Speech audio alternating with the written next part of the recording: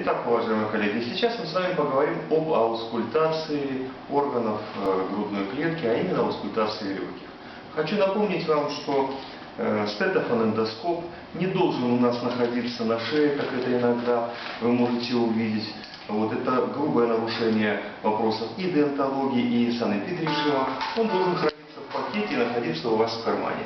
Не забывайте о том, что после аускультации пациента вы должны обеззаразить, соответственно, часть. Итак, воспользуемся прибором стетофонэндоскопом, но для аускультации легких целесообразно начинать работу именно используя вот такую насадку. Вот обратите внимание, это стетоскоп. Фонэндоскоп для аускультации легких может использоваться в случае, если аускультативные явления очень тихие, нам надо его усилить, или проблемы со слухом у доктора, он плохо слышит. Итак, давайте поговорим о аускультации легких. Вначале мы с вами проведем оценку основных дыхательных шумов. Поэтому пациент должен дышать не открытым ртом, а через нос. Дыхание средней глубины, спокойное. Аускультацию легких необходимо проводить в вертикальном положении. Только в случае, если тяжелое состояние пациента, необходимо проводить аускультацию в положении лежа, поочередно на одном и другом боку. Итак, мы попросим нашего пациента, встаньте, пожалуйста. Вот, приступим к аускультации легких. Как я уже говорил, дыхание должно быть неглубокое, средней глубины и носом, спокойное дыхание. В медицине основной принцип, и не только при аускультации, это и при перкуссии, сравнение. Поэтому мы также при аускультации легких будем использовать сравнение. Но выслушивать будем не точку с точкой сравнивать, а выслушивать будем целыми областями. Вот начинаем мы по передней поверхности, с надключичной области правой, сравниваем с левой половиной. Далее участок вот этот сравниваем подключичной области справа и слева. Дальше не надо забывать о том, что спереди у нас проецируется, если мы с вами найдем четвертое ребро, да, и вот от этой линии вот к шестому ребру, вот здесь проецируется средняя доля, она выслушивается отдельно. Здесь мы не сравниваем, так как находится сердце. А дальше подмышечные области. Так, обратите внимание, как это я делаю. Прошу, подышите носом, а вот не глубоко, средней глубины.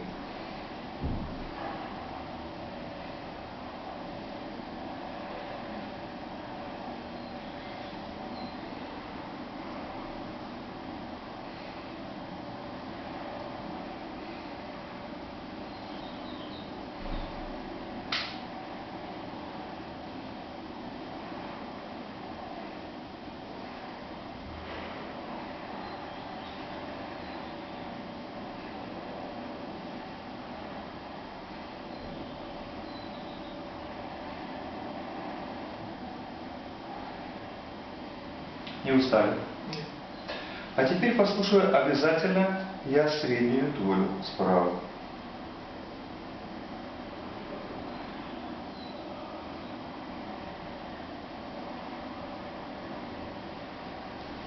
С этой стороны только вот в этих участках. С левой стороны. Попрошу приподнять руки. Положите, пожалуйста, их на голову, или за голову. Раскрываются у нас подмышечные области. И еще раз подчеркну, нет смысла поочередно сразу же вот так выслушивать. Мы выслушиваем целый регион, и я перехожу на следующий участок. Подышите.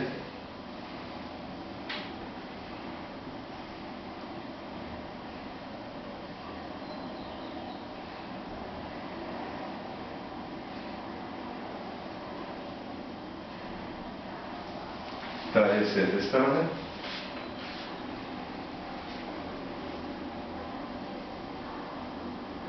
Замечу, что при аускультации даже целесообразно иногда другой рукой придерживать пациента, чтобы не возникло вот головокружение, вовремя подстраховать.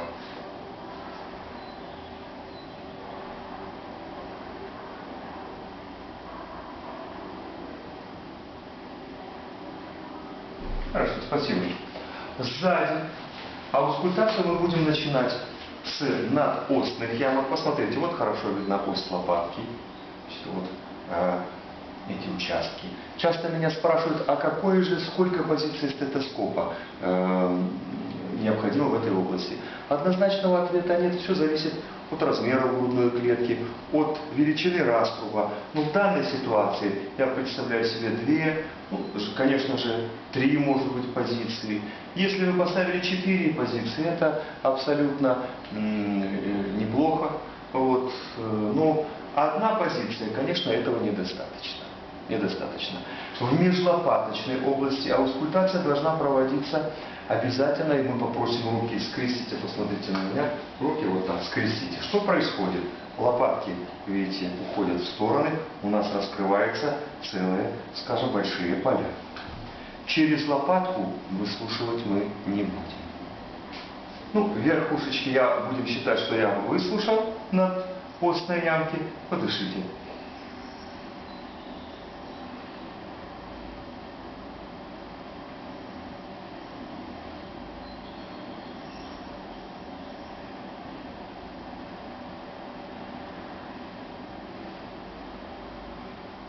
Опустите руки. И теперь очень важные участки, нижние вот эти зоны, подлопаточные области. Здесь, конечно же, позиций стетоскопа должно быть больше, может быть 5, иногда даже больше.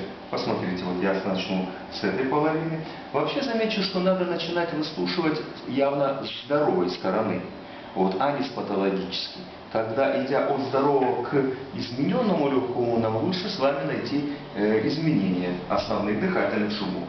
Подышим.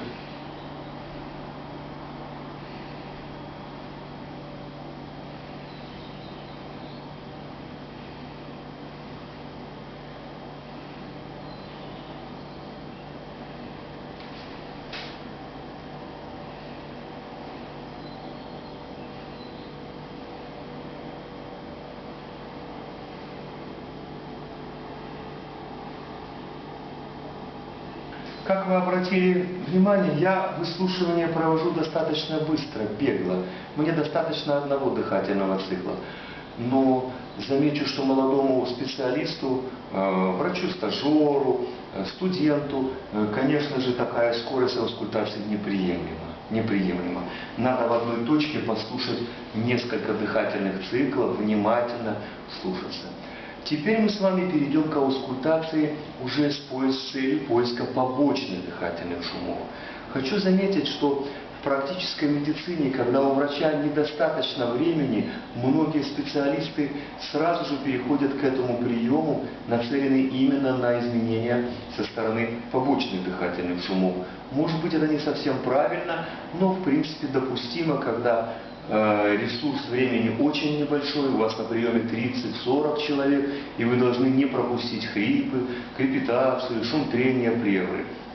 Но единственное отличие, я говорил в начале об аускультации, основные дыхательные шумы оценивал, а как же оцениваем побочные? Для этого мы просим пациента дышать уже открытым ртом. Открытым ртом, пожалуйста, подышите. И дыхание глубокое. Но в этой ситуации достаточно. Обязательно надо попросить пациента, что если появятся признаки головокружения, а это возможно за счет гипервентиляции, он должен остановиться. Конечно же, при этом, проводя аускультацию в этой ситуации, я обязательно подстрахую, другой рукой придерживаю. Посмотрите, как я буду выслушивать нижние отделы, под лопаточные области, слева и справа. Подышите, пожалуйста.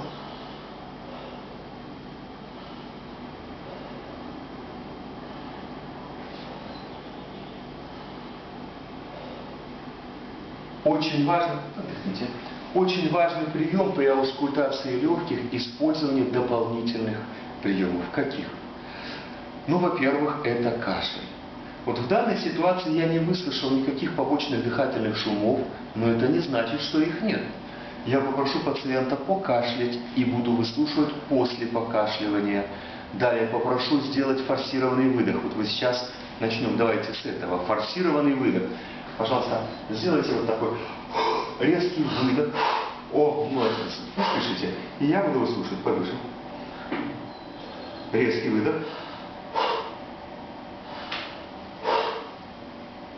Хорошо, достаточно. Вы увидели, что я использовал прием вот этого форсированного выдоха. Обструкция, которая явно не проявляет себя, может проявиться при форсированном выдохе. Обязательно используйте этот прием. Ну, покашливание, я думаю, понятно. Еще очень важный технический прием, который вы должны знать, это для диагностики шума трения плевры, для дифференциального диагноза между мелкопузырчатыми хрипами и крепитацией. Как? Что я попрошу? Повернитесь, пожалуйста. Я вас попрошу, внимательно посмотрите на меня. Рот у вас должен быть закрыт, нос вы зажмите пальцами, вот так. И попытайтесь сделать вдох, то есть создать движение грудной клеткой, диафрагмой. Как будто дышите вот так. Ага. Но поверните спинкой ко мне. Вот. Хорошо, достаточно. Вот я в одной зоне выслушал, вот может быть у меня возникли сомнения, а нет ли здесь шума трения плевры. Вот в этой ситуации, когда дыхательные пути у нас не поступает воздух, может выслушиваться только единственный шум, это шум трения плевры. Хочу заметить, что грубый шум трения плевры может даже пальпаторно ощущаться в виде вот такого феномена дрожания. Еще хочу, коллеги, обратить ваше внимание на то, что аускультацию вы должны, конечно же, выстраивать в зависимости от целей. Если вы находитесь на профосмотре, можете присесть. Если вы находитесь на профосмотре, то, естественно, можно более бегло провести выслушивание, но если к нам пришел пациент с жалобами со стороны органов дыхания, конечно же, надо очень тщательно, не используя не только один дыхательный центр, а более длительно цикл, выслушивать легкие, а не так, как показал я вам. То есть больше уделить времени именно аускультации, дабы не пропустить побочные дыхательные шумы, изменения основных дыхательных шумов. Что касается аускультации пациента в тяжелом состоянии, то легко догадаться, что в положении на спине вы выслушиваете переднюю поверхность, боковые отделы, и если можно пациента повернуть на бок, мы, соответственно, поочередно ложим его на левую сторону, на правую и проводим выслушивание задней поверхности. Спасибо.